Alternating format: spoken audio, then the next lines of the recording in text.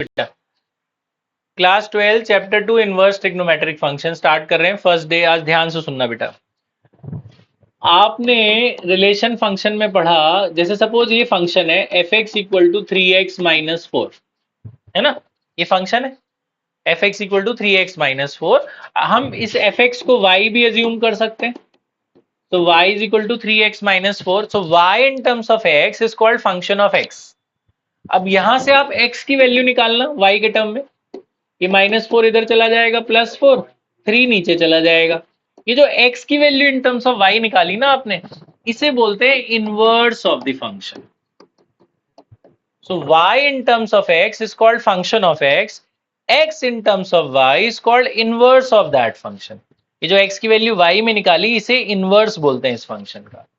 ठीक है, तो ये आपसे कोई बोले डेफिनेशन तो आप ये बता देना, y in terms of x is called the function of x and x in terms of y is called inverse of that function। अब मान लो आपके पास y is equal to sin x है जी, y is equal to sin x है, ये function है x का। अब x की वैल्यू निकालनी है तो साइन उधर चला जाएगा, तो उस पे ऐसे -1 लग जाता है। इसका ये मतलब नहीं होता कि 1/sin y है, ये है, इसे इनवर्स ऑफ साइन फंक्शन बोलेंगे। तो x की value in terms of y कितनी आई, साइन इनवर्स y, उधर जाएगा तो उस पे ऐसे -1 लगा देना, इसे इसका इनवर्स बोलते हैं। ये बात समझ में आई? ठीक है। सो y in terms of x is called function and x in terms of y is called inverse of that function. तो इनवर्स को हम किस तरह से आगे निकालते हैं वो जरा आप आगे ध्यान से सुनना, कुछ प्रॉपर्टीज इनवर्स की। पहली बात ये, ठीक है, बिल्कुल बेसिक। अब मान लो मुझे वापस y निकालना हो यहां से, तो निकाल सकते हैं ना। ये साइन इनवर्स जब वापस वहां जाएगा तो उसपे से इनवर्स हट जाएगा। जब आप यहां लाएंगे तो इनवर्स ले आना, यहां से y की value in terms of x निकालनी है तो y equal to sine x आ जाएगा। ठीक है। अच्छा, दूसरी बात, अगर मान लो y is equal to sine inverse of sine x है, अगर दोनों सेम सेम है, एक पे इनवर्स है एक पे नहीं है, तो ये हट जाएंगे, सिर्फ x बचेगा। ऐसे काट के मत दिखाना, मतलब साइन इनवर्स और साइन कट गए तो बचा क्या, x। इसका कंसेप्ट क्या है, ये कैसे आ गया x? इसका कंसेप्ट ये है बेटा कि अगर y is equal to sine inverse of sine x है, ये मैं साइन इनवर्स यहाँ ले आऊं, साइन इनवर्स यहाँ आके क्या बन जाएगा, साइन y, और वहां पे क्या बचा, साइन x। जब दोनों के फंक्शन सेम है, जब साइन साइन सेम है तो इनके एंगल भी तो सेम होंगे ना, तो y इज इक्वल टू क्या होगा, x। ये इसका मतलब है। ठीक है, इसका मतलब ये है, इसका मेन जो कंसेप्ट है वो ये है बेटा। ठीक है, तो अगर दोनों सेम सेम हो, एक पे इनवर्स और एक पे ना हो, तो ये काट देना, मतलब क्रॉस करके मत दिखाना, ये हट जाएंगे दोनों, तो ये x बचेगा। इसका उल्टा भी ट्रू है, अगर अंदर इनवर्स है और बाहर साइन है तो भी कट जाएगा। ठीक है, तो भी आपका सिर्फ x बचेगा।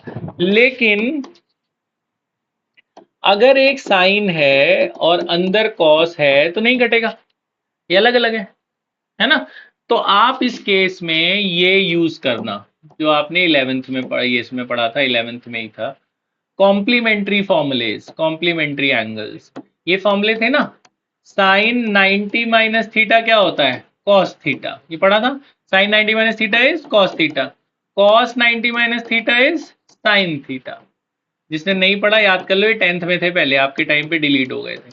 tan 90 minus theta is cot theta, cot 90 minus theta is tan theta, tan cot में बदलता है, कॉट tan में बदलता है।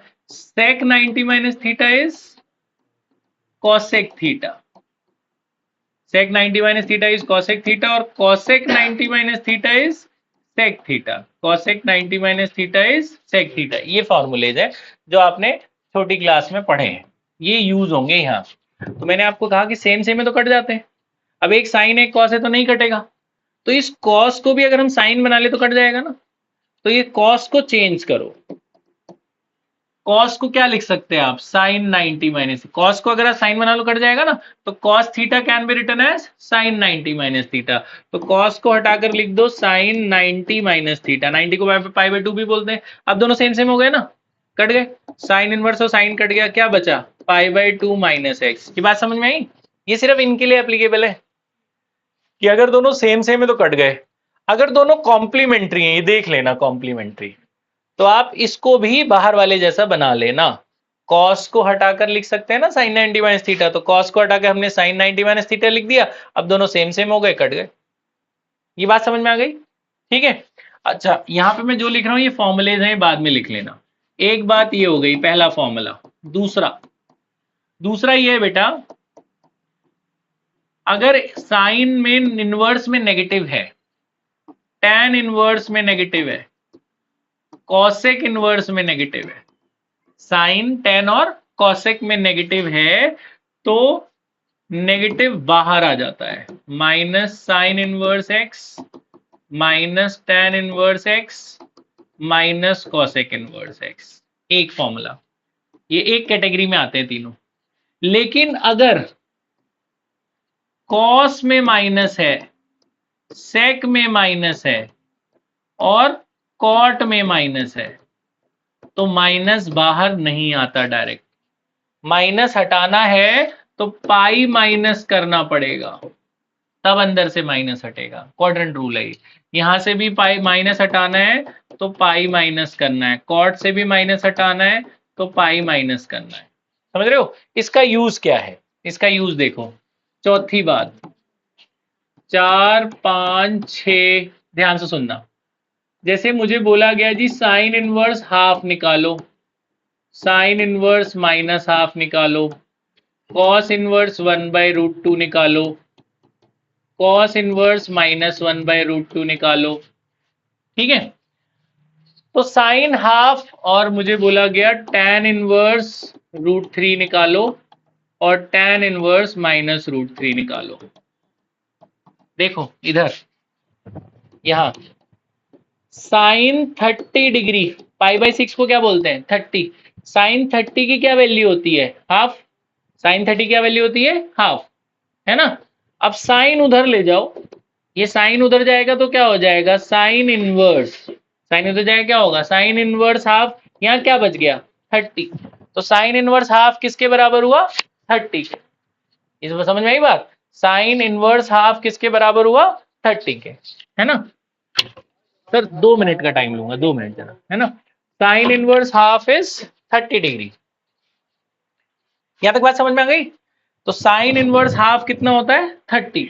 तो जहां पे ये साइन इनवर्स हाफ पूछा है, इक्वल टू सीधा वो एंगल लिख देना होगा भाई आपको, टेबल वाला, कि साइन हाफ कितने एंगल पे होता है? 30। तो सीधा लिख दो 30। बात समझ में आई? लेकिन अगर माइनस हाफ है तो ये यूज करेंगे आप।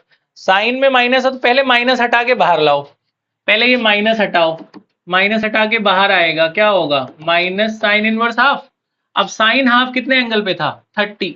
तो साइन हाफ को हटा के 30 लिख दो, तो माइनस तो रहेगा ना बाहर, तो -30 आ गया। साइन हाफ कितने एंगल पे होता था? 30 पे। तो माइनस हाफ आएगा तो -30 हो जाएगा। ठीक है, पहले स्टेप में आप माइनस बाहर लाएंगे अंदर से, फिर ये साइन इनवर्स हाफ को हटाकर मैंने क्या लिख दिया? 30। इसको हटा के मैंने 30 लिखा, बाहर का माइनस तो बचा ही है ना, तो -30। ठीक है, ये बात समझ में आ रही है? तो साइन में माइनस हटाना, माइनस सीधा बाहर ले आना। ऐसे अगला बताओ, टेबल याद है ना 10th वाली? cos 1/√2 कब होता है?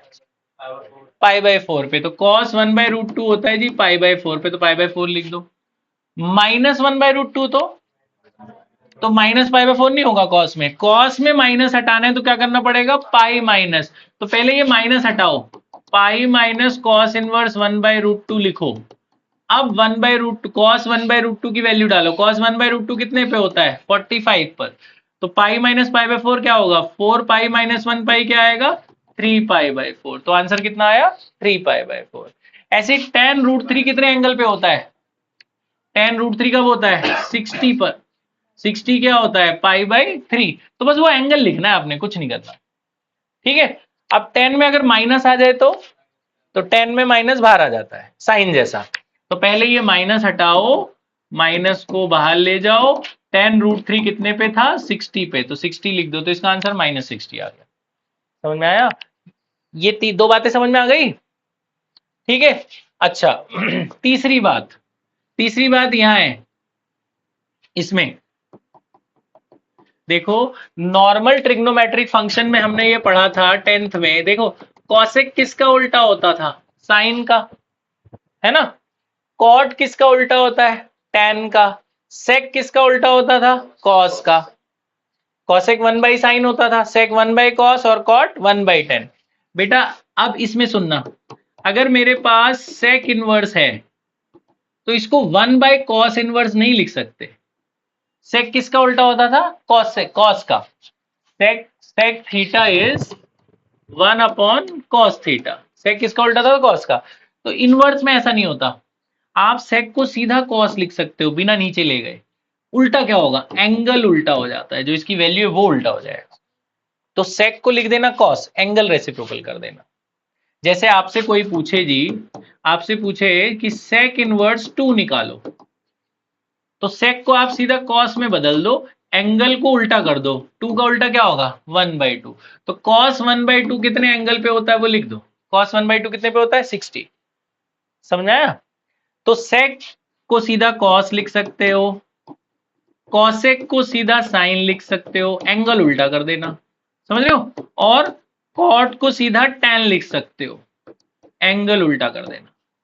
ये बात समझ में आ गई? ठीक है, तो आप ये सारा नोट करके, आप ये पूरा नोट करके एक्सरसाइज 2.1 खत्म कर लो आप जल्दी से। और एक टेबल है बेटा डोमेन रेंज वाली, वो टेबल बना लो। पेज नंबर एनसीईआरटी दे दो एक, ये एक टेबल आप ड्रॉ कर लो, मैं अब उसका मतलब आपको समझा रहा हूं।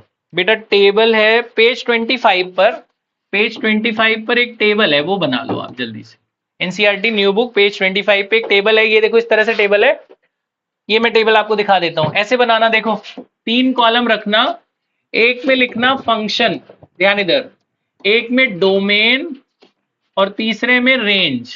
जैसे फंक्शन आपने लिया साइन इनवर्स, डोमेन है -1 से 1 और रेंज है -π/2 से π/2। ऐसे आपने लिया कॉस इनवर्स, आपको याद भी करनी है ये, डोमेन सेम है, रेंज अलग है इसकी। ऐसे टैन लिया, डोमेन है इसका रियल नंबर, रेंज है इसका सेम, -π/2 टू π/2 ओपन ब्रैकेट। ठीक है, ऐसे ही सबके ये जल्दी जल्दी आप बना लो, sine cos tan sec cosec और कॉट, ये बना लो आप पेज 25 वाली टेबल। आप ये फिर पूरा नोट करके बेटा पेज 25 वाली टेबल बनाना, फिर 2.1 शुरू करना। ठीक है, पॉज कर दो।